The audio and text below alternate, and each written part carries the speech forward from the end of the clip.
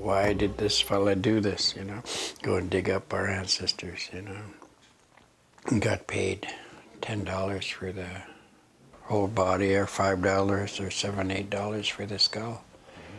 Wow, and that was a business, man. That was his business. He made money off that. That was a lot of money them days, 1898, 1899.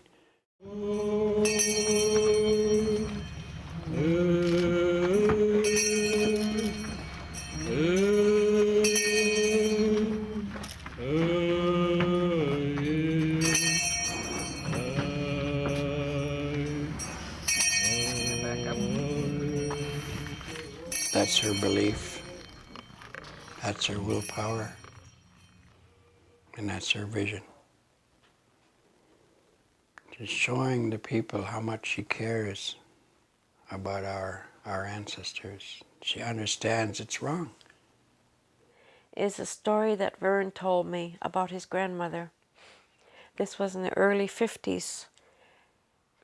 He was raised by his grandmother, and they would walk along the trail, what is now West Saanich Road, and the grandmother would stop where the graveyard is, and she would have her arms raised, crying and praying to the ancestors that she was sorry for the damages that are happening to their graves.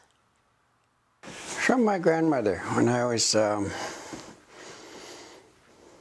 we usually talk in the morning and in the evening, and she talks about, I was out the honey to me, says, why? Says, it's just, white people are just white people digging up our ancestors. With me, it was that meeting with Cora and my interest in the history of North Saanich and my awareness of how important it was that the First Nations be part of that history. And consequently, wherever we walk, we are walking on the bodies of those hundreds of years of people who died and, as was the custom, were left where they died because that's where the spirit was, and a cairn was built over them. If it took me 40 years to come home, what are these ancestors feeling of needing to come home? I couldn't imagine the pain and the suffering they must go through. And that was my driving force. I hope and pray that all goes well,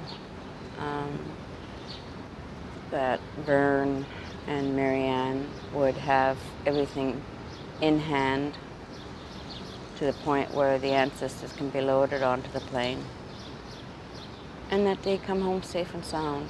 That is my biggest worry.